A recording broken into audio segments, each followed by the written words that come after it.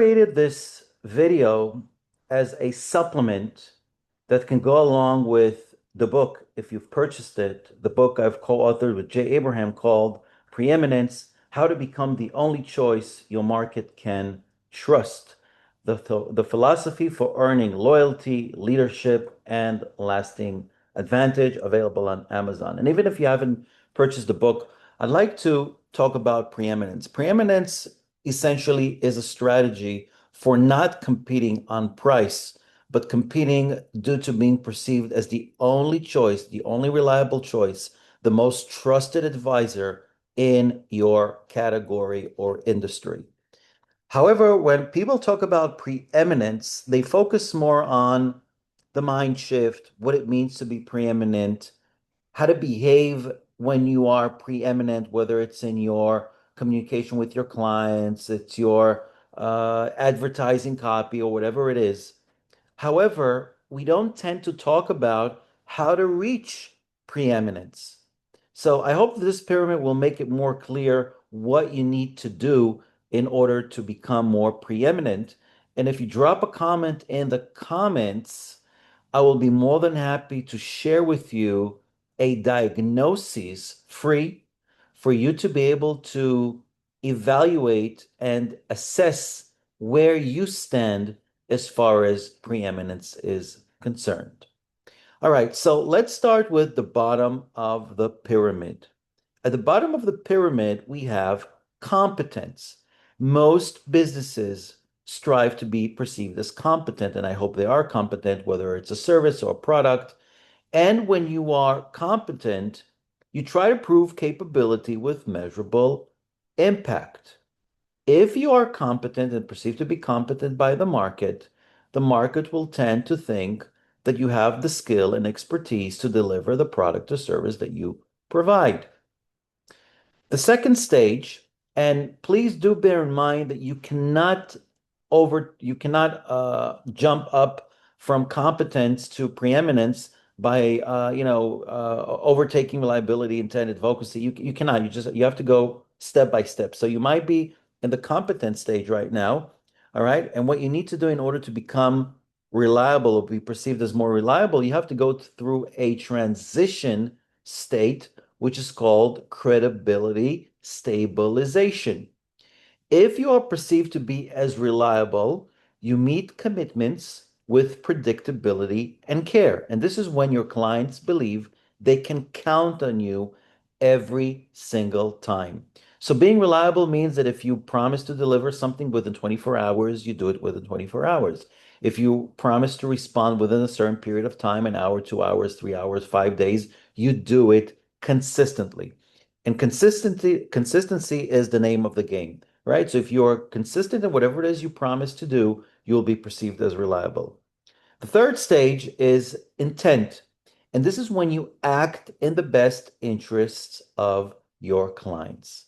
The transitional stage between reliability and intent is called the trust inflection point. If you are intent, you put your client's success ahead of your own.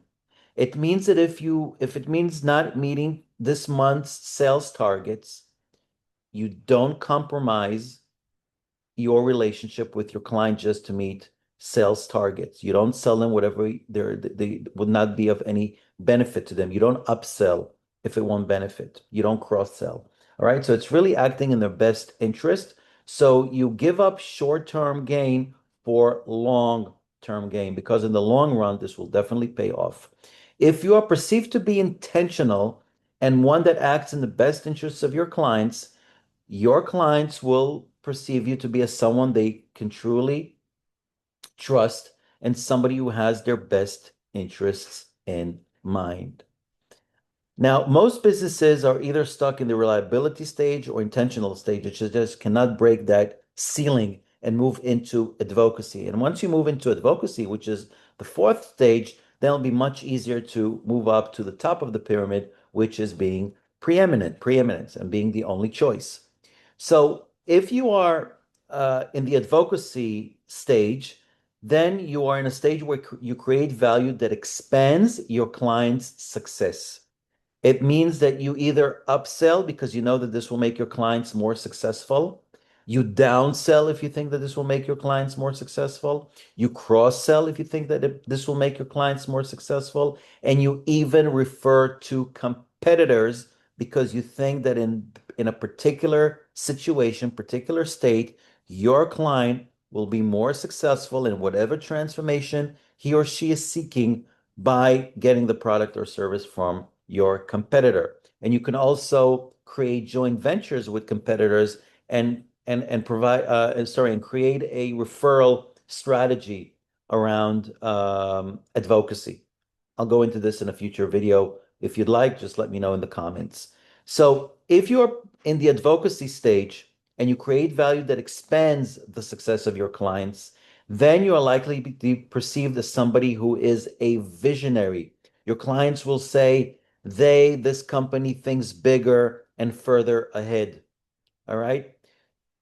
And the final stage is preeminence. That's the top of the pyramid. The transitional stage is called the category lock-in.